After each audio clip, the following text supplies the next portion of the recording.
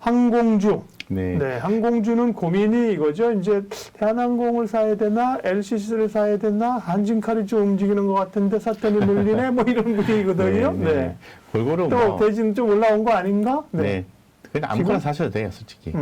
항공 얘기 좀 해주십시오. 네. 그 뭐, 대표성 있는 거 사세요. 지금 뭐 실적 발표 시즌 들어가면서 저는 화장품주도 앞으로 이제 실적이 좋아진다고 얘기를 하는데 항공주 같은 경우는 화물 수요가 계속해서 많이 늘어나고 있지 않습니까? 특히 해외 쪽에 화물 수요가 더 늘어나고 운임비에 대한 어떤 부분들이 계속 부각이 되고 있는 게 대한항공이에요. 또 대한항공은 사실 코비드19 발생하기 전 이후에 주가 이후 한 주한테도 상당히 올라와 있는 상황이에요. 근데 이제부터는 나가요 이러면서 신호를 쭉 주면서 오늘 거래량이 늘어나면서 올라가기 시작했어요. 이게 이제 출발이라고 저는 생각합니다. 그러니까 대한항공도 거래량 쫙 붙었네요. 붙었죠. 그죠? 오늘이 나가요 이런 날이에요. 아까 하이브 말씀한 것처럼 비슷한 것처럼 주가도 올랐지만 주가 네. 상승 탄력보다 거래량이 눈에 띄게 확 오르는 거 이런 게 이제 그렇습니다. 좋은 시그널이라는 거죠. 그렇습니다. 네. 이런 게 정답입니다. 이래 되는 겁니다. 예, 그래서 차트 한번 보여주세요. 물론 뭐 차트 지금 열어놨는데요. 물론 오늘 올랐기 때문에 내일 살짝 눌러줄 수 있겠죠. 그거는 매수의 기회라는 거죠. 그러니까 오늘 되게 좋아 보이는데 내일 또 만약 2% 3% 밀리면은 마음이 불안해서 또 안 사요. 사실 그때 사야 되는데. 그죠? 어쨌건 대한항공은 전년 동기 대비해서 올해 실적이 1분기 좋을 것으로 보고 있습니다. 좋기 때문에 그런 실적이 무조건 좋다고 해서 주가 다 가지는 않아요. 삼성전자 이번에 또 실적 좋게 나온다 얘기를 하거든요. 근데 주가는 잘 못 갈 수도 있는 거거든요. 변동성이 약할 수 있는 거거든요. 그러니까 제가 말씀드린 게 뭐냐 하면은, 실적이 좋은 거는 당연히, 그죠? 좋은 건데, 거기서 약간 이슈가 좀 붙어 있는 종목 쪽 가시는 게 좋아요. 그게 바로 제가 볼 때는, 리오프닝에 대한 이슈가 붙어 있는 항공주라는 거죠. 그래서 뭐 대한항공, 그리고 아시아나항공, 다 비슷합니다. 몇 개 주가 흐름만 먼저 좀 볼까요? 네, 뭐 제주항공 이런 것들도 거래량 딱 붙었고요. 보니까. 네, 다 비슷하잖아요. 여기 보시면은 아시아나항공도 그렇고.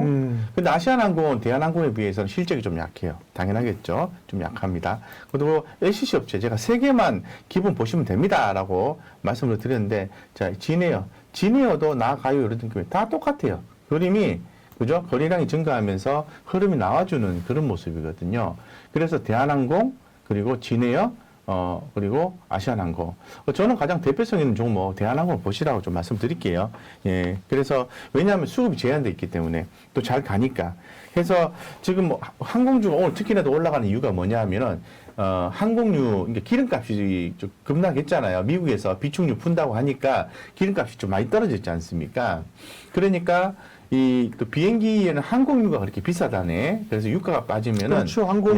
그러니까 연료비에 연동되는 게 많죠. 네. 예, 그래서 뭐 하늘을 비행기가 날면은 기름을 눈에 안 보여서 막 뿌린다고 뭐 네. 그런 식으로 얘기를 그렇죠. 하더라고요.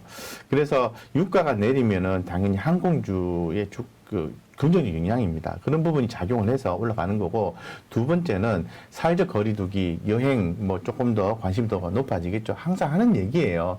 지금 벌써 몇 번째입니까? 아마 거의 한 4주째에 걸쳐가지고 제가 리오프닝을 언급 안 하는 주가 없었을 것 같아요. 계속 빠질 때도 얘기하고, 그래서 항공주들 같은 경우에는 진짜 당연히 주목하시면서 하셔야 된다. 이렇게 또 하셔야 강조드리겠습니다. 그리고 종목을 또 보신다고 하면은 3개만 일단 보세요. 뭐 너무 핫하게 보지 마시고 대한항공, 아시아나항공, 진에어 이렇게 보십시오. 네. 한진카드 좀 보시면 좋습니다. 네. 근데 저는 개인적인 의견입니다만 이제 위로 업사이드가 얼마 있느냐 이게 좀 고민되는 거죠. 예를 들면 뭐 엔터주나 이런 건 사실은 밸류를 주기 나름이에요. 엔터주는요.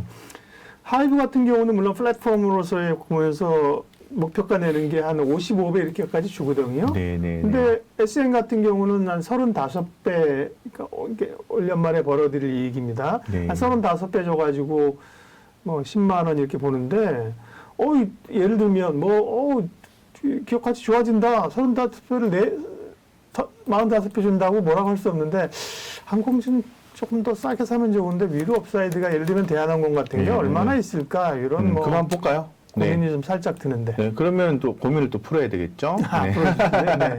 네. 대한항공 업사이드 어느 정도 있는지 한번 보도록 하겠습니다. 대한항공은 지금 여기 자 지금 31,000 죄송합니다. 이 화면이 좀 작아서 죄송합니다. 예. 31,200원인데요. 시장에서는 한 43,000원까지 정도 보고 있어요. 그래서 뭐 41,000원 정도까지만 봐도요. 업사이드는 한 31.4% 나오니까 31% 정도 남아 있어요. 그러니까 충분히 제가 볼 때는 뭐 10% 이상 수익을 남길 수 있는 구간은 된다. 이렇게 좀 말씀드릴 수 있을 것 같아요. 네. 지금 보면은 뭐 유진 투자증권에서 41,000원, 대신 쪽에서 43,000원 이런 쪽 얘기를 하고 있거든요. 그래서 뭐 아무래도 시장 의견을 고려하셔야 되겠죠. 그래서 41,000원에서 43,000원 정도 상방 밴드를 보는데 41,000원 잡으면 한 31% 업사이드 남아 있는 거니까 관심 있게 보시면 좋다는 말씀드리겠습니다. 다만 뭐 곽 부장님도 그렇습니다. 목표가라는 게 목표가입니다. 목표가까지 네. 간다는 보장은 세상 어디에도 없습니다. 네. 네, 어디에도 없으니까 참고. 네. 네. 이런 것도 사실은 이렇게 하면 좋겠죠. 조금 시장 상황이 이제 급변하고 있으니까 예를 들어서 오늘 대한항공 샀어요. 그러면 예를 들어서 한 뭐 하루 이틀 만에 한 5% 이상 수익이 났어요. 네. 났으면은 조금 약해질 것 같아서 한 팔아주고 또 기다렸다 좀 빠지면 다시 또 한번 사주고 해서 반복적으로 매매하면서 따라가는 방법도 있겠죠. 반드시 쭉 보유해서 먹자 뭐 이런 개념을 생각하는 것도 좋겠지만은 약간 트레이딩을 수반하시면서 따라가시면은 조금 더 시장 리스크를 조금 완화시키면서 갈 수 있지 않겠나 이렇게 생각하고 있습니다. 예, 그리고 이제 가격으로만 봤을 때 노이즈가 있을 수 있는 거를 더 안정적으로 봐주려고 하면 뭘 보느냐? 이 용환님이 말씀하신 것처럼 시총을 봐줘야 되는 거죠. 시총. 그렇죠. 그러니까 그렇죠. 시총, 네, 매출, 여타 기업들의 시총 뭐 이런 걸 비교했을 때, 대한항공 10조라고 후덜덜하네요. 이렇게 보실 수도 있는 거고, 네, 열어봤을 때 예를 들면 뭐 한 15조까지 갈 수 있잖아. 이렇게 보면 업사이드가 있는 거고요. 네. 제주항공 진에어는 1조네. 그러면 대한항공이 물론 FCC고 제주항공이 LCC지만, 야, 10조 대 1조?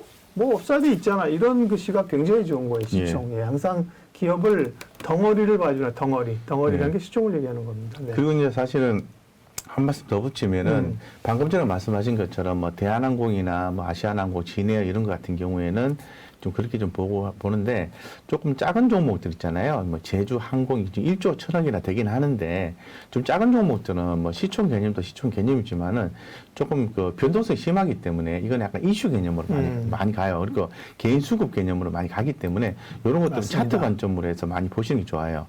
예, 그래서 여기 뭐 대한항공도 오늘 보면 제주항공도 보면 오늘 7% 올랐는데 외국 기관 들어오면서 개인들은 또 팔았잖아요. 그러니까 트레이딩하면서 따라가는 종목으로 보시는 게 더 좋지 않을까 싶습니다. 네. 네.